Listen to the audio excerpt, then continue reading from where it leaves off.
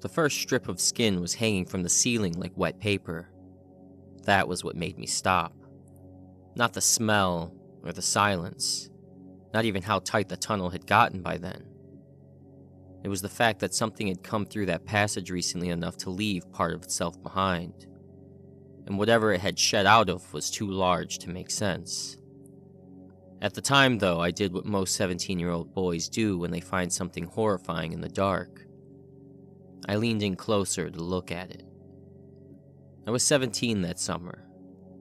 My cousin Jace had just turned 18, and he carried himself with that kind of confidence that only really exists in boys who are still young enough to think fear is mostly a choice.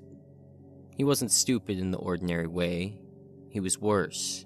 He was competent enough to be reckless, strong enough to think strength mattered underground, calm enough to mistake curiosity for control. We grew up in the same part of eastern Kentucky, where caves and sinkholes were treated less like natural features and more like family warnings. Every patch of woods had a story attached to it. Somebody broke a leg near the quarry cut. Somebody got lost in a storm drain. Somebody found bones in a washout after a spring rain. Most of those stories got told with a grin. The one about Ransom Cave never did. Ransom Cave sat 2 ridges over from my grandmother's house, tucked behind cedar and broken limestone on land nobody ever seemed fully sure they owned. The entrance was low and hidden, half swallowed by brush and stonefall, and it opened into a narrow tunnel that you had to crawl through, that then dropped into the hill before widening farther in. People talked about it in 2 ways. The first was practical. Tight squeezes, bad air pockets, sudden flooding after heavy rain. Easy to get lost if you didn't know the route. The second way was quieter. They said dogs would track up to the ridge and then stop, whining, tails down, refusing to go any further. They said goats and calves sometimes vanished below the slope and later turned up in sink wash after storms, broken and half buried in mud. And then there was one story, always told low and without much detail, about a boy named Micah Ransom who went into the cave sometime in the 70s and came back after dark barefoot, muddy to the chest, and too shaken to ever explain properly what had happened to him below the ridge. By the time Jace and I were old enough to care, that story had become challenge material. Don't go too deep. Don't try the lower tunnel. Don't go after rain. To boys like us, that translated neatly into, go, find the lower tunnel, see what scared everyone else. We picked a Saturday in late July after 4 dry days and 1 hot, windless morning that felt wrong in a way I only understood later. The air over the ridge was heavy and still. No birds in the cedar. No breeze in the leaves. The whole hillside felt like it was waiting. We parked Jace's truck by an old logging cut and hiked in with headlamps, flashlights, rope, bottled water, jerky, and exactly enough confidence to get ourselves killed. The entrance was smaller than I expected. You had to drop onto your hands and knees to get inside, and for the first stretch, the limestone pressed so close that your shoulders brushed both walls if you weren't careful. The rock was cool and slick under my palms. Mud filled the lower spots. The air smelled of wet stone and earth, with a sour note underneath it I didn't have words for. When the crawl finally opened into the first chamber, I felt that old cave rush. Cool air against hot skin, dripping echoes. The strange silence of a place that had no use for sunlight or people. The chamber itself was not huge, but after the crawl it felt wide. Wet walls, thin mineral curtains, a shallow water channel cutting through one side, shadows bending oddly when our lights moved across the formations. Jace grinned and said, "See? Old people just hate fun." That was his attitude toward most mornings. For the first half hour, everything felt normal. Normal for a cave, anyway. We moved through the upper chambers, marking chalk arrows where the route branched. We found a pale salamander under a ledge, a scatter of crickets clinging high on the walls. A little side crack Jace wanted to test until he got one shoulder in and decided he liked breathing too much. At one point he said, "Micah probably got stuck and scared himself half to death." I laughed and agreed because that felt easier than saying what I was already starting to feel. Not fear, not yet. Just unease. That slow underground awareness that the world around you has already decided how small you're allowed to be. We found the lower tunnel near the rear of the second chamber, partly hidden behind a squat column of flowstone slick with mineral shine. No sign warned you off. Just a low slit in the wall with colder air moving out of it in thin, steady breaths. Jace crouched and aimed his light inside. That's it. How do you know?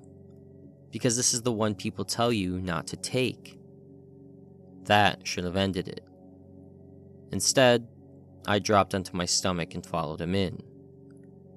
The lower tunnel was tighter than the entrance crawl and meaner in every way. Sharper stone, less room to turn, more mud where your chest and knees had to drag. The ceiling dipped and rose at awkward angles, and in one section I had to exhale to squeeze my ribs through. The rock smelled stronger down there. Damp mineral cold, yes, but also something stale and animal underneath. At one bend, my helmet scraped hard enough that the sound rang through the tunnel. At another, I felt a quick, ugly stab of panic when my right shoulder stuck for half a second, and the limestone pressed back at me as if the cave had changed its mind about letting me through. Jace, a few feet ahead, asked, "You good?" "Yeah." I wasn't, but I kept moving. After maybe 30 yards, the crawl widened into a low pocket where we could finally crouch. It wasn't much of a chamber, more a bulge in the rock, but after belly crawling, it felt almost generous. That was where the smell changed. Up to that point, the cave had smelled like wet stone and cold dirt. Here, it smelled like something had been living underground long enough to make the rock carry it. Not strong, not enough to hit like roadkill, but definite. A rank, damp odor like wet scales, old mud, and something rotten that had mostly dried before getting damp again. Jace noticed it too. I saw it in his face before he said anything. "What is that?" I whispered. He shrugged too fast. "Dead raccoon, maybe? Washed in?" The whisper got to me more than the smell. Neither of us had agreed to lower our voices. The cave had just made that decision for us. We rested there maybe 30 seconds. Then Jay said, "Let's see how far it goes." And we crawled on. The next stretch was worse. The floor sloped just enough to force your weight onto your elbows. Mud slicked the stone. The ceiling dropped so low in one section I had to turn my head sideways to keep from smashing my face into limestone while I pulled myself forward. That was where Jace stopped so suddenly I almost drove my head into his boots. "Why did you stop?" I hissed. He didn't answer. He just raised one hand and pointed his light up. At first I thought I was seeing some pale mineral vein hanging from the ceiling. Then the beam steadied. It was skin. A long strip of it, translucent and damp, snagged on a knife-edge ridge of limestone overhead. It hung in ragged folds that moved slightly in the cave air. The scale pattern was visible where the light passed through it. Broad plate-like sections interrupted by finer overlapping bands, torn badly on one side as if whatever had shed it had forced its body through too narrow of a gap and left pieces behind. I remember the feeling that went through me. Not surprise, understanding. Anything large enough to leave that much skin behind should not have been able to pass through a space we ourselves were barely fitting through. Jace reached up and touched it with 2 fingers. It moved softly like wet cloth. "Fresh," he whispered. "How do you know?" "It's still damp." That should have been enough. It should have sent us backward right then. Instead, we kept looking. There was more of it farther on, thin ribbons caught on rough stone. A wider bunch of it wedged in a crack at shoulder height. One section twisted in the mud as if a whole flank had dragged there while the animal forced itself around the bend. And beneath it were the marks. At first they looked like broad smears. Then my light caught the deeper cuts inside them. Claws. Not a full print like a dog or a cat. Just repeated punctures where long curved tips had dug in to pull something heavy forward. I called for Jace. He didn't answer. He had gone completely still. Then quietly he said, "Keep your light there." I kept it on the marks. They ran several feet farther and vanished around the next curve. That was when I said the smartest thing I said all day. "We should go." This time Jace nodded right away. "Yeah." But neither of us moved immediately. That's the kind of stupidity fear creates when two people are trying not to be the first one to show how badly it had gotten inside of them. If I'd been alone, I think I would have backed out. If he had been alone, maybe he would have too.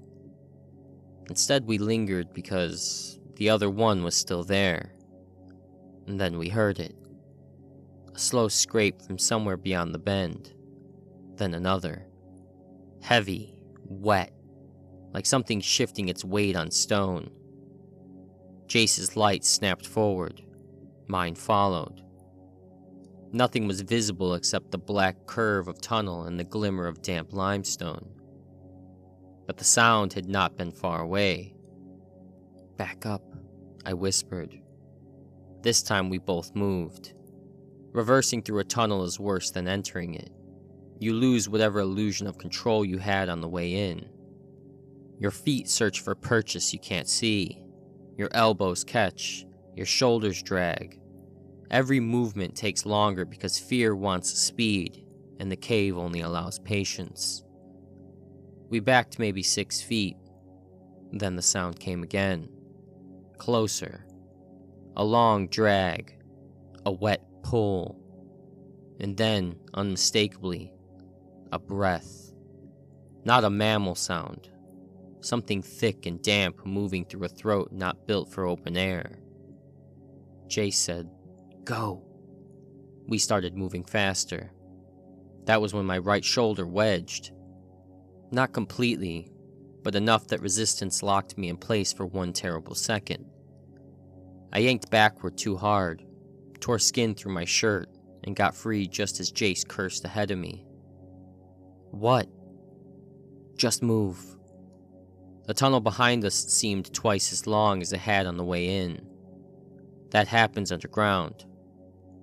Distance stretches the moment you want out more than you want it in. We made it back to the crouch pocket and stayed there only because standing on bent knees felt briefly miraculous. No one spoke above a whisper. "We're leaving," I said. No argument. Then came another drag from the crawl behind us. Not distant anymore. The thing had followed us to the pocket. Across the mud where the tunnel opened into a little chamber, something pale slid slowly into view. At first I thought it was another ribbon of shed skin. Then it flexed. A forelimb, long, jointed wrong for anything I knew, covered in pale, slick scales stained yellow in places by cave minerals. It reached out until curved claws found purchase in the mud.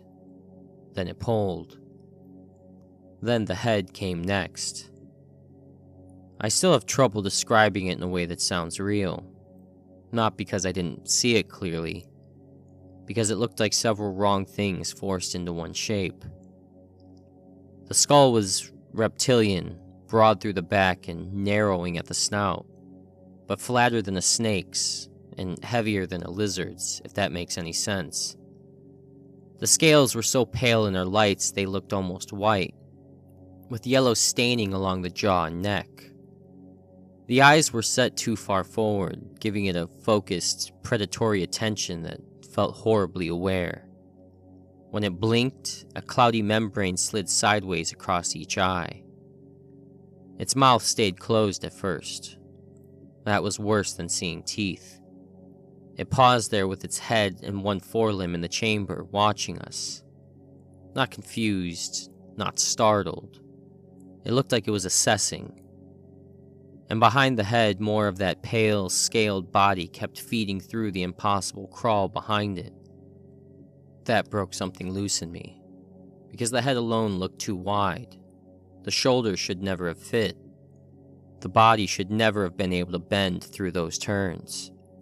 But it had, and it had done it quietly enough to get close before we understood what we were hearing.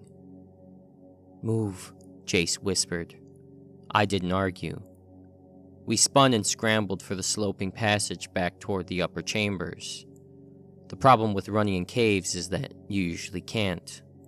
You lunge, you stumble, you slam into wet stone and keep going in ugly bursts that feel much slower than fear demands. We hit the sloping passage and nearly went down together. My light skated across the walls and threw our shadows into warped shapes. Behind us came a wet scraping rush as the creature pulled itself fully into the pocket behind us. Then it made a sound I still hear sometimes when I wake too fast. Not a hiss, not exactly. A deep clicking rasp, as if the back of its throat held loose stone. We reached the second chamber and almost overshot the chalk mark we had drawn. My hands were slick. I slapped limestone hard enough to sting myself before I found the right turn. Jace looked back once. That was long enough for me to see his face change. "It's fast," he said. Then he shoved me toward the first chamber. The thing had only seemed slow in the lower tunnel because it didn't need speed there. In the wider passage it moved differently, low to the ground, heavy through the body, but driven by those long forelimbs in bursts that made terrifying use of even the little room it had. We heard claws strike limestone behind us, heard its body slam one side of the passage and keep coming. The first chamber came into view ahead, wide enough to stand, wide enough to think maybe open space would help. Then Jay slipped. His boot hit wet calcite and shot out from under him. He went down hard, light spinning across the wall. I grabbed for him, missed, then caught his arm and hauled him up. When I turned, the creature was already entering the chamber behind us. Its mouth had opened now. Rows of short, close-packed pale teeth. Not fangs. Worse. Teeth built for gripping and keeping hold. Its head lifted slightly as if tasting the air. Jace got his feet under him. We ran again. The entrance crawl was the part I hadn't properly feared until now. It's one thing to flee through passages where you can still turn your body. It's another to realize your only way is a narrow tube you must crawl through while something impossible closes the distance behind you. Jace dove in first. I went after him. The crawl had seemed tight on the way in. Now it felt like a coffin laid sideways into the hill. Rock pressed my shoulders. Mud slicked under my chest. My own breath bounced hot and fast back into my face. Jace's boots kicked ahead of me as he crawled for daylight. Behind us, the first chamber went quieter. Not silent, expectant. Then came a scraping impact at the crawl entrance. It had reached it. For one wild second, I thought maybe it wouldn't fit. Then the limestone behind me screamed. That's the only word for it. A harsh, grinding shriek of scale and claws forcing through stone. Rock dust shook loose. Mud trembled under my ribs. It fit. Of course it fit. Jace yelled something I couldn't make out. I crawled harder. Elbows slamming, knees slipping. My left shoulder caught.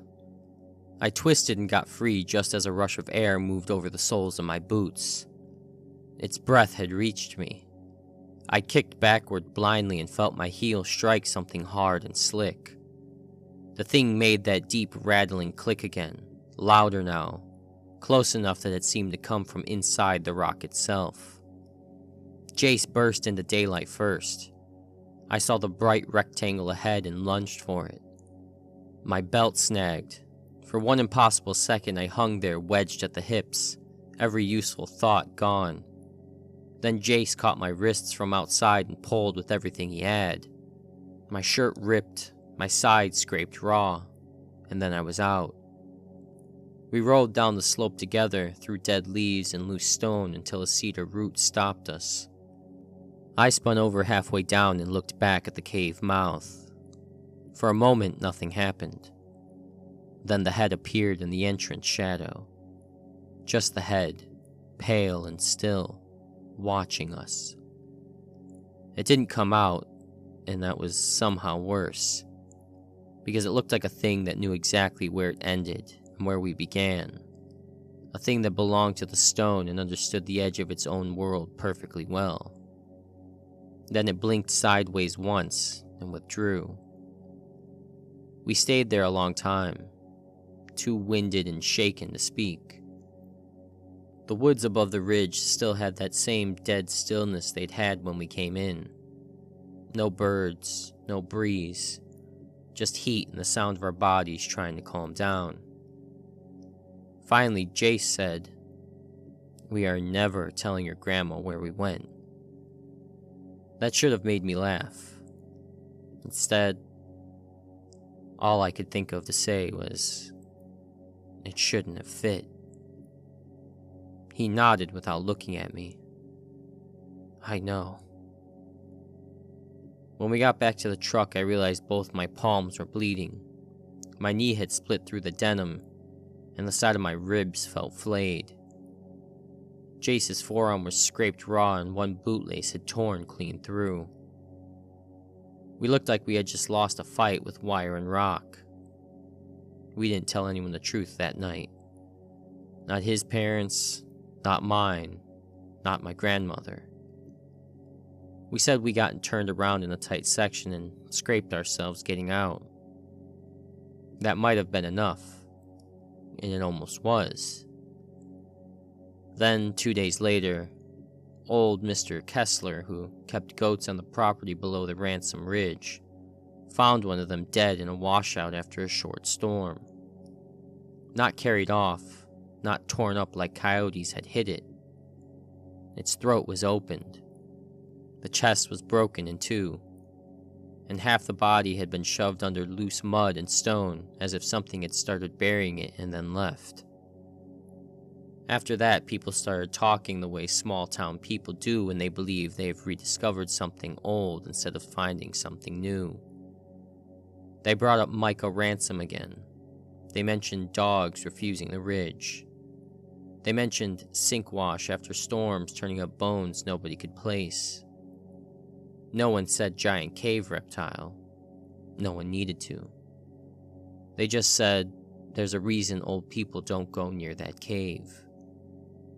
Jace and I never went back. For a while I told myself that was because we had become smarter. That's not true. The truth is, some part of me believed that thing in that cave had seen us clearly enough to remember us. Years passed. I moved away, got older, learned how to stack ordinary life on top of bad memory until the bad memory stops moving around so much. Then last spring, my grandmother died, and I ended up back at her house helping clear it out. On the second evening there, just before dark, I carried a box of kitchen junk out to the burn barrel behind the shed and heard the Miller dogs across the hollow erupt toward the ridge. Not normal barking, not warning barking. The kind of panicked, committed barking dogs do when the sound of their own voice has started to frighten them. I stood there listening. The ridge was only a dark shape beyond the trees by then. Then something came from that direction. Faint, far enough away that another man might have mistaken it for a branch shifting against rock. But I knew it instantly. A low rattling click dragged up from deep in a wet throat. I froze with the box still in my hands. The barking stopped all at once. The evening went still again. And in that stillness, for 1 second, I could feel the shape of that lower tunnel around me all over again. The mud, the skin hanging from the ceiling, the impossible knowledge that something larger than reason had already come through the narrowest part of the world to get close enough to study us. I didn't look towards the ridge again that night. I went inside, locked the door, and stayed away from the windows until morning. People think the worst part of seeing a monster is the moment you realize it exists. It isn't. The worst part is realizing that it has a place, a real place, a hole in the earth where it fits, feeds, sheds, waits, and survives whether anyone believes in it or not. That thing in Ransom Cave was not a nightmare. Nightmares end when you wake up. That thing had skin, breath, claws, a tunnel it should never have fit through. And somewhere under that ridge, unless time or hunger or a rockfall finally finished it, I believe it still does. Thanks for spending part of your night here with me. If you enjoyed the story, be sure to like, subscribe, and turn on notifications so you never miss the next terrifying tale from Midnight Delight. Good night.